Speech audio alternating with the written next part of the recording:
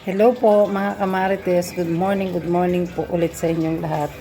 Yan, dahil po dito sa atin mga busy yung mga tao ngayon dahil sa piyesta natin.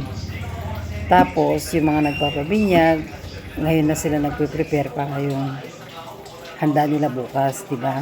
Tayo wala tayong handa at hindi tayo nagpe-prepare para sa piyesta kasi nga walang pera.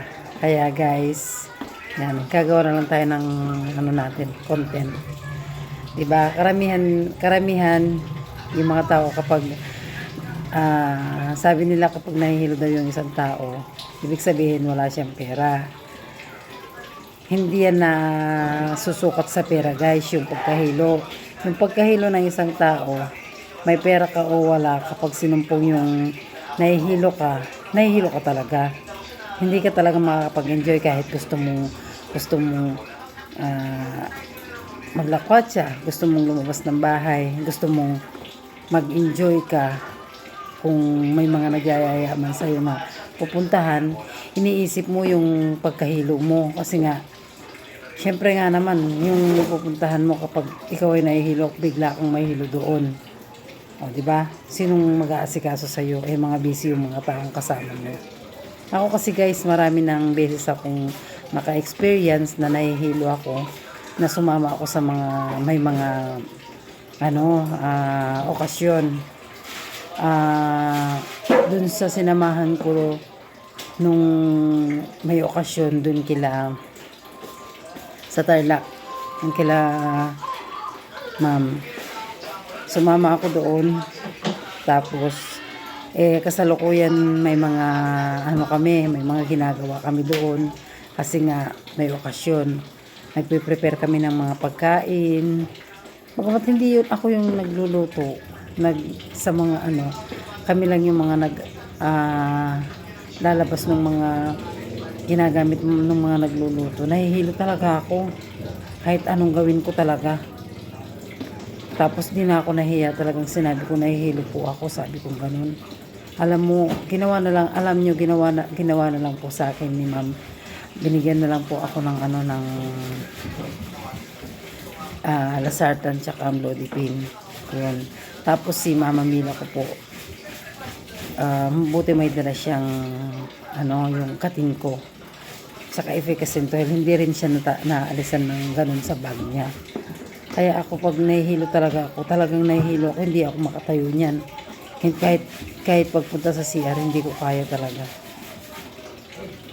Ganun po. Kaya yung pagkahilo guys, hindi natin masasabi na nahihilo lang siya kasi nga wala siyang pera. Nahihilo siya dahil sa sobrang iniisip niya yung mga problema niya. Hindi po, may problema ka o wala. Dumarating talaga yung pagkahilo natin. Diba? Ewan ko lang po sa mga hindi pa nakakasubok ng pagkahilo. Pero wag naman sana, wag na. Kung pwede, yung mga hindi pa nakaka-encounter ng ganun, yung tawag nito, kontrolin na lang yung mga, siguro yung mga kinakain nga. Dahil nga ganun po yun. Pero ang pagkakaalam ko, kahit hindi po yung mga nagme-maintenance para sa BP, may mga nahihilo din po talaga. Ganun po. Yun sa nila, sabi ng mga doktor, yung vertigo. Tumataas daw yung vertigo nila. Kaya ako po yun, nagme-maintenance ako tapos tumataas daw yung vertigo ko. Ganun po yun. Kaya, syempre, minsan ay halos madalas kasi dito sa atin yung mga nahihilo. Sinasabi na, nahihilo lang yan dahil may maraming iniisip, maraming problema. Hindi po yun totoo. Madalas nga, kahit nag-i-enjoy ka, kahit naglalakad ka pa, kahit may mga pinupuntahan ka na dapat mong puntahan, dapat mo yung sinamahan mo na dapat ka mag-enjoy, di ka man makapag-enjoy. Dahil nga dun sa pag maraming tao, nahihilo ka. Ako kasi guys, ganun. Pag maraming tao na ako nakikita, na halimbawa yung sa isang okasyon na yung mga tao, may mga lumalabas, may mga pumapasok, nakikita mo, Ganun, hindi kayang tingnan ng mga mata ko. Nahihilo-hilo na po ako nun. Ganun yung pagkahilo ko. Ewan ko lang sa iba kasi nga yung iba nasasabi lang kasi nila kasi hindi pa nila talaga nasubukan kung paano mahilo. Pag nahilo ka talagang sobrang hindi mo talaga parang iniisip mo parang kaya mo ba yun o ano. Ako po pag nahihilo na talaga ako, kung saan ako umupo, kung saan ako nahiga, doon na lang ako. Ayaw kong pagalaw, ayaw kong tumayo o umupo man lang. Ganun po ako. Basta ang ginagawa lang, pinapataasan ko lang po yung unan ko. Tapos naka-blower lang ako. Ganun po yun. Tapos nag-ano lang ako ng kating ko. Ganun po. Diba? Kaya, pasalamat po tayo yung mga hindi pa nakaka-encounter. Sana hindi naman na kayo maka-encounter ng ganun. Hindi po maganda kapag ikaw ay mahihiluhin talaga. Diba? Sabi ko nga, kasi kami parati namin na i-encounter yung ako, yung nahihilo. Sabi ko nga, mas maganda na yung nilalagnat ka kesa nahihilo ka. Kasi yung nilalagnat ka, pwede kang makatayo, pwede kang lumabas kahit nilalagnat ka. Pero yung nahihilo ka, hindi pwede. Gusto mo nakahiga ka lang, gusto mo nandiyan ka lang, kung saan ka umupo, doon ka lang. Ganun po yun. Diba?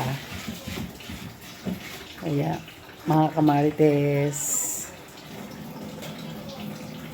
ingatan po natin yung ating mga kalusugan.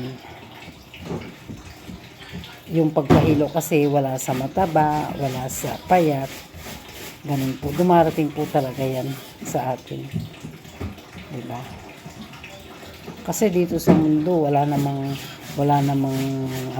yung taong hindi nagkakasakit, walang taong hindi makakaranas ng sakit o hilo. Ganun po. Kasama yan sa ating buhay. Ang dapat lang po natin gawin, ingatan po natin yung ating mga kalusugan. Diba guys? Bye-bye muna mga kamarites.